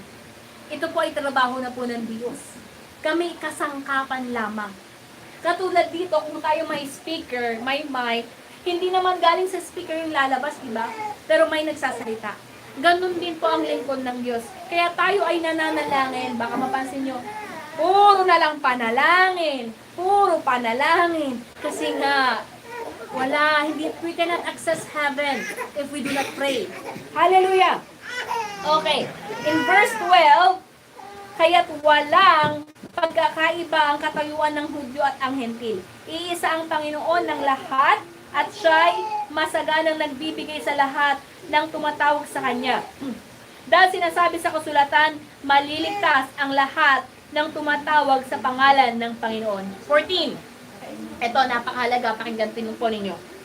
Paano naman sila tatawag sa Kanya kung hindi sila sumasampalataya? Paano nga naman? Okay. Sa simula pa, alam nyo na ng Panginoon Jesus ang siyang kaligtasan o hindi pa talaga maliwanag iyon? Kaya paano nga talaga sasampalataya isang tao na hindi pa nakakarinig? Okay. Paano sila sasampalataya kung wala pa silang napakinggan tungkol sa Kanya? Paano naman sila makakapakinig kung walang mangangaral sa kanila? 15. At paano na makakapangaral ang sinuman kung hindi siya isinugo? Tulad ng nasusulat, o kay gandang pagmasdan ang pagdating ng mga nagdadala ng magandang balita. Okay. Hallelujah. Kaya nga, paano ang isang tao ay mananampalataya kung wala silang narinig? Kaya dito po babalik in verse, tuloy natin sa 16, ngunit hindi lahat ay sumunod sa magandang balita. Gaya ng nasusulat ni Moises na iyon hindi sila sagawa sapagkat, wait lang, mali yung punintahan. Dito pala. Gaya ng sinulat ni Isaiah, Panginoon, sino ang naniwala sa aming ibinalita? Verse 17, kaya't ang pananampalataya ay bunga ng pakikinig at ang pakikinig naman ay bunga ng pangangaral tungkol kay Kristo. Dito po ipinapaunawa ng Diyos na paano ba nangyari ang salita ng Diyos ay naihayag. Sa lumang tipan, sino bang inuutusan niya? Ang mga propeta. Okay, prophets in the Old Testament times. Sa Old Testament, sa lumang tipan, only ang mga propeta ang nakaka-access sa Diyos. Hindi pag-usap. Okay, pero in this time, hindi na po pastor lang pwedeng manalangin. Maaring tayo din po. Dati akala ko din na pag ikaw ay may sakit, dapat lalapit ka lang sa pastor, siya lang yung mag-pray para mapagaling ka. Kala ko yun ang kasi nga sa James, aklat ng Santiago, powerful and effective ang panalangin ng isang matuwid na tao. Pero nung naunawaan ko po ang Marcos, aklat ko ng Marcos, chapter 16, verse 16, okay, to 17 and 18, nakasulat din po pala na sino man ang tumanggap at sumampalataya sa Panginoon Jesus, magkakaroon ng kapangyarihan. Hindi po yung kapangyarihan gaya ng mga panood, okay, na kung ano-anong magic. Pero yung kapangyarihan na iyon, Sangre. okay, kaakibat po noon nasa pangalang Jesus. Na kapag ipapatong mo ang iyong kamay sa may sakit, ay mapapagaling. When you call in the name of Jesus, mararanasan mo, okay? Kasi maraming nagtuturo ng iba-ibang klase, okay, ng pagpapagaling. May mga sumubok dito kaya nakangiti sila May mga sumubok. Pero ito po ang itinuturo ng kagalingan. Sige po, basahin nga po natin. Sa aklat po ng Marcos, chapter 16, magsisimula po tayo sa 16. Sige po. Aklat po ng Marcos, ang page niya, page 71. Okay? Basahin ko po. Ang sino mang sumasampalataya at babautismuhan, okay, ay maliligtas. Ngunit ang ayaw sumampalataya ay paparusahan.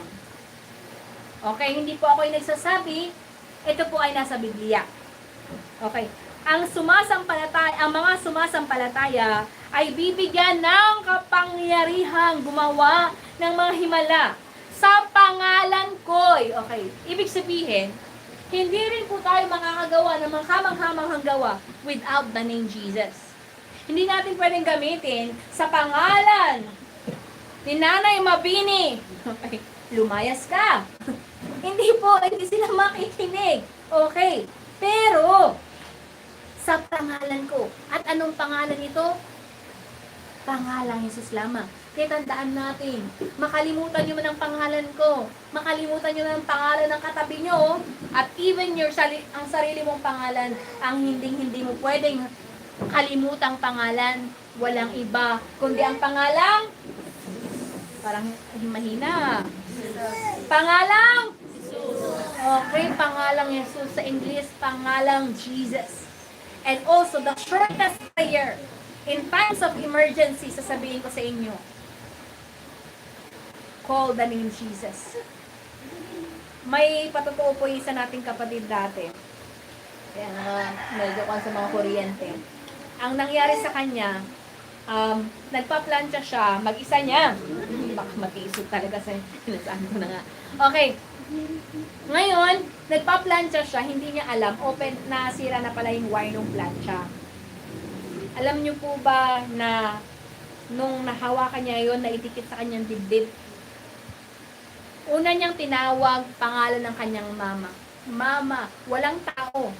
Wala ring dumadaan. Walang sasaklolo. Doon po ipinaalala ng banal na espiritu sa kanya, tawagin mo ang pangalang Jesus. Noong nabanggit lang niya ang pangalang Jesus, doon lang po bumitaw ang plancha. Okay. Kung dumiretso na talaga yun, patay na yun. Kaya sabi ko, ang pangalan Jesus totoo. Ang pangalan Jesus ang kaligtasan. May experience din ako personally nung nababangungot ako. Alam mo yung may tumalakbong as in talaga, mulat na mulat. Naranasan nyo na ba ito? Yung mulat na mulat ka. Open ang ilaw, nakatalukbong ako. Ayan na yung maitim na blanket na tatalukbong sa akin. Tapos meron talaga, may kwan sa labas. May something sa labas ng bintana. Kasi katabi ko yung bintana. Tapos ang ganyan, hindi na ako makagalaw. Bukas yung kaisipan ko, pero hindi ako makapagsalita.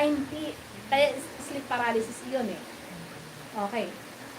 Hanggang sa nabanggit ko lamang yung pangalan. Alam mo yung Gus, nasa isip ko, kailangan kong banggitin ang pangalan Jesus, pero hindi ka makapagsalita, hindi lalabas. But I forcefully talaga sabi ko, Jesus, doon lamang ako nakagalaw. Kaya, dahil sa experience na yun, ayoko nang alam mo yung matulog ng diretso, lagi akong nakatalig-tagilid. Okay. Pero, pinakamahalaga talaga, isa sa paalala namin, bago matulog, you have to pray. We have to pray. Bakit? Hindi mo naman alam kung magigising ka pa bukas. Pero kaya nga, isinasecure natin ang ating sarili every day. Kailangan may assurance of faith. May assurance of faith tayo na tunay nga, ano naman ngayon ang buhay mo? Kung sa impyerno ka pupulutin. Yung init na ito, walang-wala ito.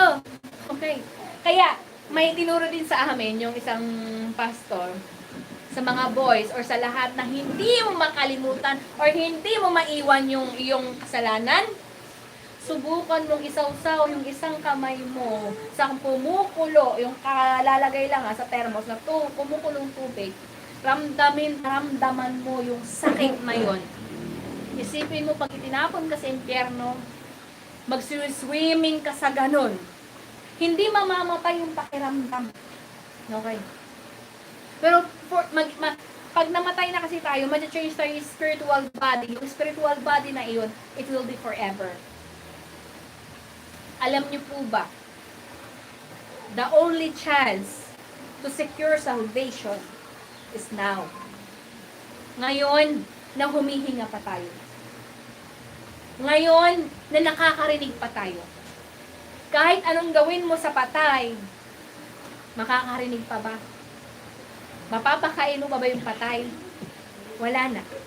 Ibig sabihin, kapag humiwalay, tandaan po natin, meron tayong physical, meron tayong kaluluwa.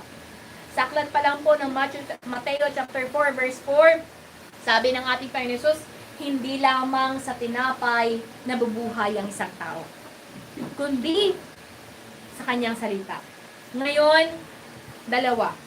Meron tayong body, itong katawan na ito, nararanasan natin, okay? Kapag meron tayong kapabayaan, mararanasan din natin yung sakit. Tama po ba? Sino dito ang nakaranas ng, kasi naranasan ko din hyperacidity talaga. Ang sakit sa sikmura. Tama? Ang sakit. Masakit sa sikmura. Ibig sabihin, ano man yung ginagawa mo kasi sa katawan mo, babalik sa iyo. Kung ikaw ay puyat ng puyat at hindi natutulog, madali ka talagang magkasakit. Okay. Ngayon, kung ang pisikal na ating katawan nakakaranas ng mga pisikal na karamdaman, ang pagpapabaya din po sa ating kaluluwa, anong maging resulta? Kaya nga po, sa aklat po ng Roma, chapter 10, utos po talaga ng Diyos na itutungo niya, ihahayo niya ang lingkod ng Diyos para ihahayag. Kasi nga sa aklat ng Roma, chapter 10, paano nga kayo tatawag kung wala kayong narinig?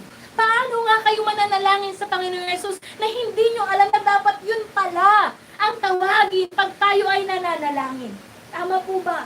Kaya sinasabi ko sa inyo, ngayon na naririnig ninyo ang katotohanan ito, humble down, accept the name Jesus.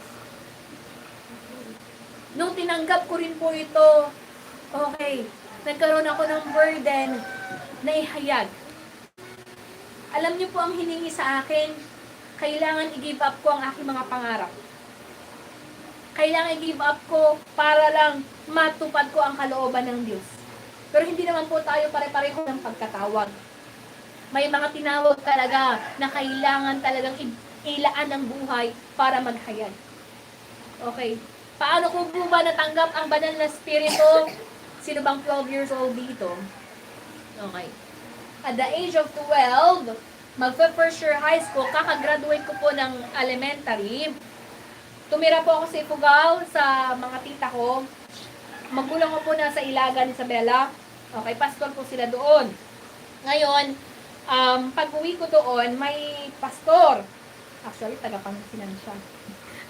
Okay, taga-Urdaneta iyon eh. Ngayon, gabi yon. So, unang ko siyang narinig. Kaya nga, may mahalaga yung may napakinggan ka. Ang sinabi lang po niya, paano nagsimula sa akin? Ang sabi niya, sa lahat ng nagnanais na paglingkuran ng Diyos, lumapit kayo. Lahat ng kabataan po yung tinawag. Narinig ko yung tinig eh. Narinig ko yung sabi. Hindi man ako nagsalita na, oo, sige, maglilingkod ako. Alam niyo po ba ang ginawa ko? Hinakbang ko lang yung aking paa, pumaharap lang ako. Doon ko po naranasan na, okay, bigla na lang ang init, tapos hindi mo na mapigilan yung labi mo. Tapos umiiyak na lang ako na hindi mapipigilan. Sa totoo lang, kung titignan ng marami, kasi maraming tao, kasi crusade yun. Maraming barangay na nagkakatipon. Ngayon, nung nakita ko ng pastor, kinuha pa niya ako sa stage. Okay. Nung kinuha niya ako sa stage, stage, hindi niya alam na anak ako, si Pastor Arsenio. Si Pastor Arsenio yung nagtawag sa kanya, nag-invite sa kanya. Hindi niya kasi ako kilala kasi nga, kararating ko lang. Medyo ako yung nawawalang anak kasi ako yung hindi inaalaga ang anak. Ngayon, ang sabi niya, ang kabatang ito punong-puno ng sama ng loob, sakit ng loob. Bakit po? Paano po ba naiipon ng sama ng loob? Bata ako noon. Sa pagbanggit, siyempre pag pinapagalitan ka at walang nagtutuwid sa'yo, walang nag-extend sa'yo, tapos puro pagalit, dumating sa point na pag tinawag lang yung pangalang Grace, manginginig ako. Alam mo yung nagka-trauma ako kasi pag binanggit na yung Grace, ang nasa isipan ko na pagagalitan na naman ako. Okay. Dahil nga medyo terror po tayo mga tita ko. Pero ngayon na nabago ako ng Diyos, ipagpapasalamat ko lahat ng training na iyon. Kasi kung hindi ako trainee ng ganon, alam niyo po ba na igaganon niya yung winalisan ko? Napaka-stricta. Pag Sabado, patatayuin niya ako, pagbabasahin niya ako ng English sa pagkahaba-haba. Naiinis ako noon, pero yun pala, kung hindi niya ako training ng ganon, hindi rin ako magiging ganito.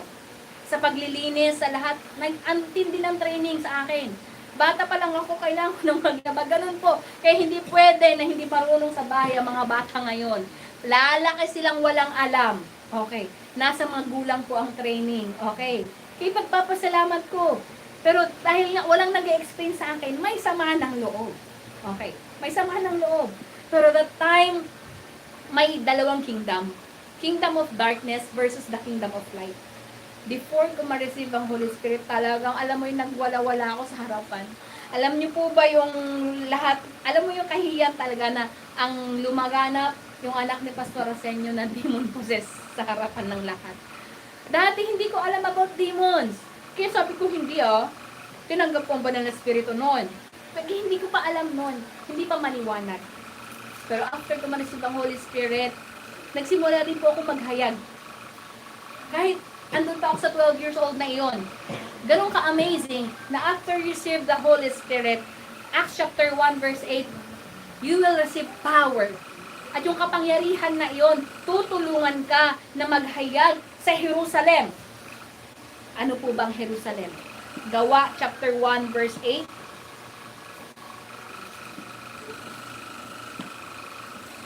Saklat po ng Gawa chapter 1 verse 8, basahin po natin. Kaya magnais na po yung mga gusto. Huwag naman tatanggapin ko yung kapangyarihan tapos manggagamot ako. Pwede naman maglay hands ka pero huwag kang magpapabayad ha.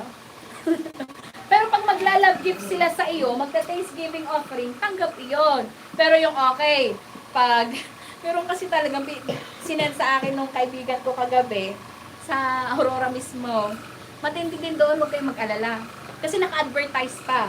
Every Tuesday yung panggagamot. Meron pa. Matindi, kilala iyon. Taga Bicol, taga Visayas, pumupunta ng Aurora para lang magpagamot doon. Alam mo yung ang bigat sa kalooban. Ang dilim-dilim din ng Aurora, huwag kayong mag-alala. Okay? Kasi nandito tayo sa kadiliman, pero kung tinanggap mo ang kaliwanagan, you have won. Pero you have to remain in Jesus until the end. Ito Gawa chapter 1 verse 8. Basahin nga po natin na sabay-sabay. Subalit tatanggap kayo ng kapangyarihan pagbaba sa inyo ng Espiritu Santo at kayo'y magiging mga saksi ko sa Jerusalem, sa buong Judea at sa Samaria at hanggang sa dulo ng daigdig. Ang ibig sabihin ng saksi, nakapanood na po ba kayo ng mga trial sa korte? Sa mga panood? Tumotok-tok yung judge. Anong ginagawa ng isang mag-witness? Di ba susumpa pa siya? May Biblia pa. Nanunumpa ako. Napawang katotohanan lamang ang aking sasabihin. Ganon ang isang witness. Hindi ka pwedeng false witness ka kung mali ang iyong sasabihin. Tama. Ang requirement ng isang witness, dapat nakita mo yung pangyayari. Tama. Andoon ka. Narinig mo. Okay. Naranasan mo. Yun ang witness. Kaya we have to experience for us to be a witness of Jesus. Paano mo ipapano to? Dito kanina umiyak talaga ng umiyak Sister Emma rin kasi naranasan niya yung kagalingan. Ang kwentong nakatingin na daw siya. nakaganyan na, nawawala na sa isipan. Dapat tinatakbo na yun sa kwan eh. O, ikaw na nagsabi sa mental eh. Kasi nurse din po ako. Okay, kinakausap na yan. Anong sinasabi sa iyo ng boses? Okay. Kasi meron talagang sasabihin. Ngayon, paano siya napagaling? Walang gamot. Anong nagpagaling sa iyo? Okay. Only Jesus. Hindi naman magagalak ang isang tao. Hindi naman talaga magpapasalamat ang isang tao kung hindi niya naranasan. Anong patotoo ni Nanay Bini? Ako na magsasabi. For the first time, di ba ga? Okay. Isipin mo, name Jesus lang palang magpapanormal ng kanyang blood sugar. Okay? Kaya nga, cast out. Sa hinaba-haba kasi ng panahon, nag-ipon tayo ng mga sumpa. Sa hinaba-haba ng panahon, ang iniipon natin galit ng Diyos. Pero iba pa rin yung habag niya. Kailan ba tayo inibig ng Diyos? Inibig niya ba tayo nung matuwid na tayo? Okay, nahabagan niya tayo sa kabila ng ating karumihan. Kaya mali yung pangangatwiran ng mga tao. Sige, sasama na lang ako dyan, brother, sister. Kung okay na ako, kung matuwid na ako. Lalapit na lang ako sa Diyos kapag inayos ko na yung buhay ko. Mga sariling pangangatwiran ng mga tao na dapat daw maging matino muna sila bago sila lumapit kasi masusunog sila. O, nasunog na ba kayo? Okay. Iba hindi. Okay. Katwiran na yun ng tao. Pero ang katwiran ng Diyos, lumapit ka. Mateo 11:28, lumapit ang lahat ng nabibigatan. Come to me, all those who are weary and heavily laden, and I will give you rest. Ang totoong kapahingahan sa Diyos matatagpuan. Paano po namin nauunawaan ang mga nagiinom? Kasi nga, okay, magi sa Aurora, napansin ko, bakit ba magiinom na lang ang isang tao? Isang dahilan, depression. Gusto mo nang makalimot sa problema sa mundong ito. Resulta, magbibisyo para lang makaligtaan. Pero after mo uminom, after mo gawin yung bagay na iyon, pagkabukasan ng sakit, okay, ng hangover. Bakit ko alam? Huwag kayong mag-alala, naranasan ko din iyan. Kaya nga hindi tayo matuwid. Okay. Ang sakit sa ulo. Okay. Paano ko nakuha yung hyperacidity na atake? Alam ko yung katay ito. Nagsimula nung nag-inom ako. Okay. Hindi alam ng magulang ko. Tinatago ko yun. Okay. Sana hindi nila mapanood. Joke lang. Okay lang yun. Kasi nga binago na tayo ng Diyos. Kasi anuman yung karumihan mo noon, hindi na kasi yun yung titignan eh. Kasi ang titignan, yung ikaw ngayon na pinatawad ng Diyos. Kaya naniniwala ako na kahit sino bang tao pinakamatindi ang nagawang kasalanan, ano ang requirement? Lumapit ka lang eh. Sa krus, ang Panginoong Yesus, dalawang magnanakaw. Yung isa, hinamak ang Panginoong Yesus. Sige nga, kung ikaw talagang anak ng Diyos, sabihin mo, bumaba ka dyan. Okay. Hinamak niya ng hinamak. Pero yung isa, nagpakumbaba, alalahanin mo po ako.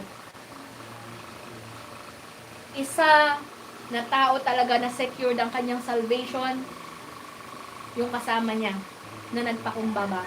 Kasi ano ang sagot ng ating Panginoon Jesus? Today, you will be with me in paradise. Sa paraiso. Bakit po paraiso? Wala po kasing diretsong langit. Kaya huwag na huwag kayo magsasabi, happy birthday in heaven. Kasi wala pa sa heaven. Okay. Kapag ligtas, nasa paraiso.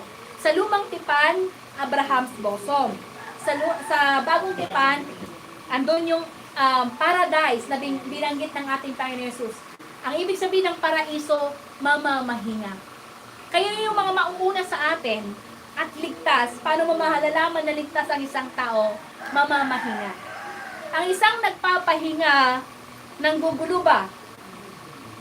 Sabihin nyo, pag nagpahinga kayo, nanggugulo pa rin kayo? Hindi. Kasi at peace. Isa po na senyales na hindi nakaligtas sa isang tao. kapag nanggugulo. Ibig sabihin, nandito siya, pakalat-kalat, magpapakita, magpaparamdam, kasi hindi siya nakapahinga.